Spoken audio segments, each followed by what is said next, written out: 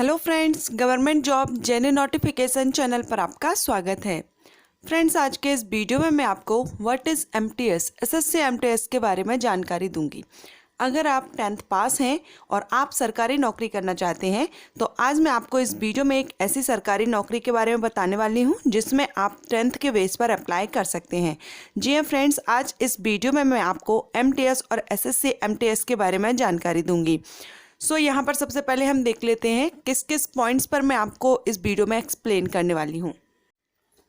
वो पॉइंट्स हैं, फर्स्ट यहाँ पर रहेगा what is SSC MTS.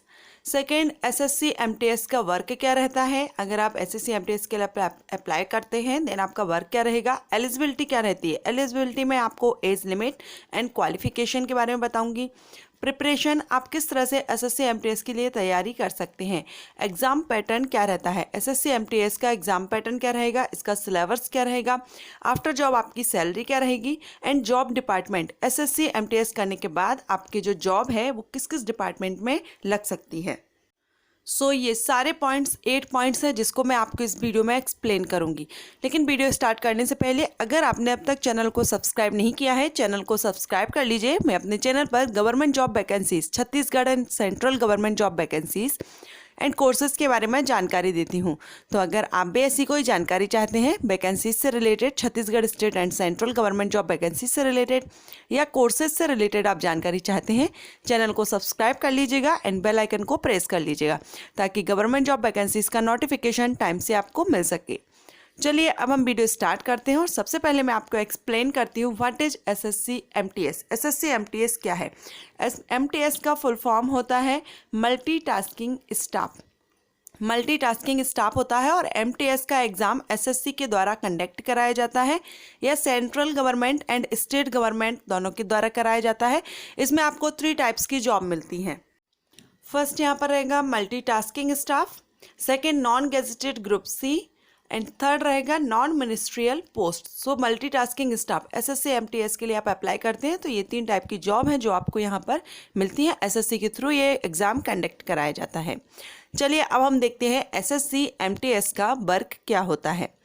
MTS का जैसे कि फुल फॉर्म से ही हमें पता चलता है, एमटीएस का फुल फॉर्म है मल्टीटास्किंग स्टाफ।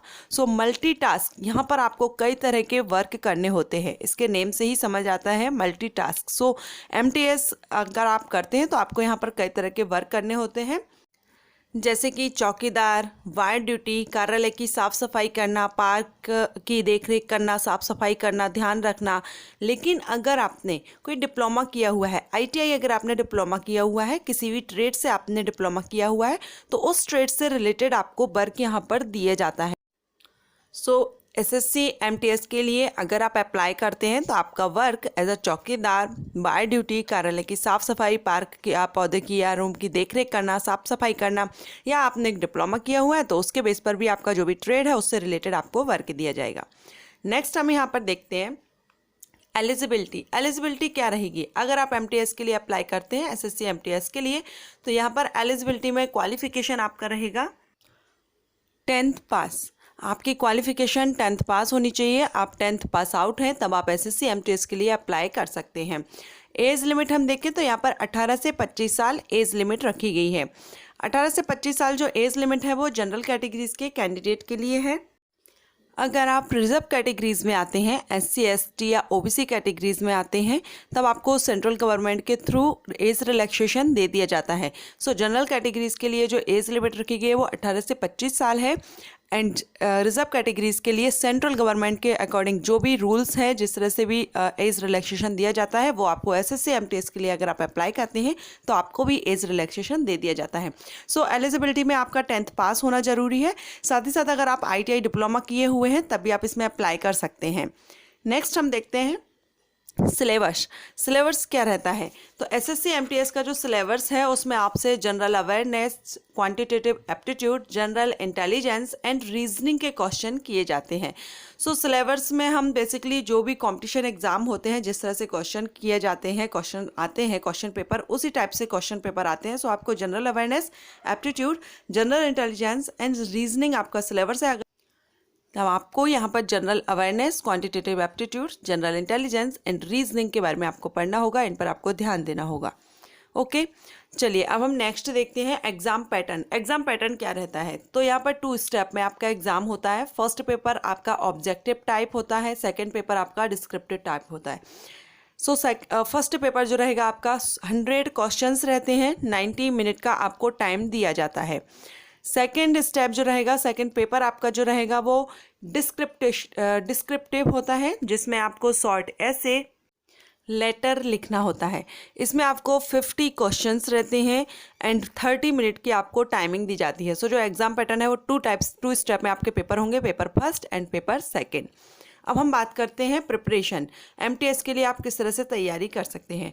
तो जैसे कि सिलेबस से हमें पता चला था कि इसमें एमटीएस का जो एग्ज़ाम होता है उसका जो सिलेबस है वो reasoning, math, general knowledge, current affairs and जो भी जनरल एप्टीट्यूड, इंटेलिजेंस। सो मैंने यहाँ पर आपको जो सिलेबस बताया था उस पर आपको ध्यान देना होगा। नॉर्मली जैसे जिस तरह से कंपटीशन एग्ज़ाम की तैयारी की जाती है उसी तरह से आपको इसकी भी तैयारी करनी होगी। जनरल नॉलेज आपको रखना होगा, मैथ, रीजनिंग, इन सभी का आपको प्रैक्टिस करनी होगी और कम से कम टाइमिंग में आप ज़्यादा से ज़्यादा क्वेश्चन जल्दी से सॉल्व कर सकें। टाइम का आपको ज़रूर ध्यान रखना होगा इसमें। जल्दी से क्वेश्चन आप कम से कम टाइम में सॉल्व करने की आप प्रैक्टिस कीजिए। रीजनिंग से क्वेश्चन, इसमें ज़्यादातर रीजनिंग के क्वेश्चन पूछे जाते हैं, तो आप रीजनिंग एंड मैथ पर ज़्यादा ध्यान दीजिए। साथ ही साथ आप इसमें कोचिंग भी ले सकते हैं, जिस तरह से अदर कंपटीशन के एग्ज़ाम के लिए आप लेते हैं कोचिंग, उसी तरह से अगर आप इसमें कोचिंग करना चाहते हैं तो आप कोचिंग भी ले सकते हैं। एंड करंट अफेयर्स पर भी आप ध्यान दीजिएगा। इस तरह से जो भी कंपटीशन एग्ज़ाम होते हैं उसी तरह से आप इसकी भी तैयारी कीजिए। इसकी आप बुक ले सकते हैं, जो भी आपको बुक पसंद है मार्केट में आप वो बुक ले लीजिए, या आप कोचिंग भी ले सकते हैं। और रीजनिंग वगैरह पर मैं फिर से कहूँगी आप ज़्यादा ध्यान दीजिए। मैथ एंड रीजनिंग पर ज़्यादातर क्वेश्चन किए जाते हैं, क्योंकि कोई भी एग्ज़ाम सिंपल नहीं होता है, सरल नहीं होता है। थोड़ा सा हार्ड वर्क हमको करना होता है, तभी हम किसी भी एग्ज़ाम को फाइट कर सकते हैं। अब हम देखते हैं सैलरी। सैलरी क्या रहती है, तो ग्रेड पे यहाँ पर एसएससी एमटीएस का 1800 है एंड सैलरी आपकी 15,000 से 20,000 रहती है। सो सैलरी की ये बात होगी, लेकिन जैसे ही आपका आगे टाइमिंग बढ़ता है, एक्सपीरियंस बढ़ता है, उसके बेस पर आपकी जो सैलरी है वो इंक्रीज़ हो जाएगी। नेक्स्ट हम यहाँ पर डिपार्टमेंट देखते हैं। अगर आप एसएससी एमटीएस में एग्ज़ाम देते हैं और आप इसमें सेलेक्ट होते हैं, तब आपकी जॉब किस किस डिपार्टमेंट में लगती है। एसएससी एमटीएस के थ्रू जो भर्ती की जाती है एसएससी एमटीएस की एसएससी के थ्रू, उसका जो जॉब है वो किस किस डिपार्टमेंट में आपको जॉब लग सकती है। सो यहाँ पर फर्स्ट रहेगा मिनिस्ट्री ऑफ होम अफेयर्स। मैं कुछ डिपार्टमेंट्स के आपको यहाँ पर नेम बता रही हूँ। Ministry of home affairs, central board of indirect taxes, Indian foreign services, national investigation agency, railway board secretariat, income tax department, election commission of India, intelligence bureau, armed forces, central secretariat. So ये कुछ departments हैं जिसमें अगर आप SSC MTS का exam देते हैं और आप उसमें पास हो जाते हैं, देन आपको ये डिपार्टमेंट्स में जॉब दी जाती है। अब किस डिपार्टमेंट पे आपको जॉब दी जाएगी, ये आपके जो मार्क्स हैं उस पर डिपेंड करता है। आपने एग्ज़ाम में जितने मार्क्स आपने लिए हैं, आपको जितने मार्क्स मिले हैं, उसके बेस पर डिपार्टमेंट अलग अलग डिपार्टमेंट में आपको जॉब दी जाती है। सो इस तरह से ये डिपार्टमेंट है। अगर आप एसएससी एमटीएस का एग्ज़ाम देंगे तो इसमें से आपके अंक के बेस पर आपको जॉब दे दी जाती है। सो फ्रेंड्स, ये तो मैंने आपको एलिजिबिलिटी, डिपार्टमेंट, सैलरी के बारे में बता दिया है। सो अगर एसएससी एमटीएस के बारे में आप जानकारी चाहते थे, एसएससी एमटीएस से रिलेटेड आपको जो भी जानकारी चाहिए थी, eligibility, qualification, preparation, salary, departments भी आपको बताए हैं, किस किस डिपार्टमेंट्स में आपकी जॉब लग सकती है। एसएससी के थ्रू ये जो एग्ज़ाम है वो कंडक्ट कराया जाता है। 10th के बेस पर ये आप अप्लाई कर सकते हैं, या आपने 10th के बाद ITI डिप्लोमा किया हुआ है तब आप इसमें अप्लाई कर सकते हैं और आपके डिप्लोमा के बेस पर आपको यहाँ पर जॉब मिल सकती है।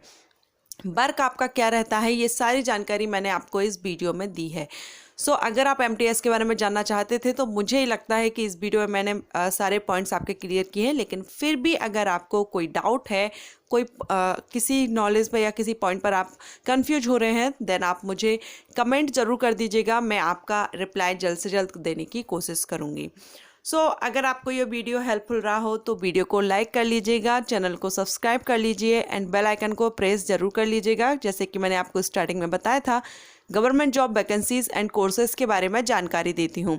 तो अगर आप वैकेंसीज़ और कोर्सेज़ के बारे में जानकारी चाहते हैं, देन बेल आइकन को प्रेस ज़रूर कर लीजिएगा ताकि टाइम से आपको नोटिफिकेशन मिल सके। Thank you.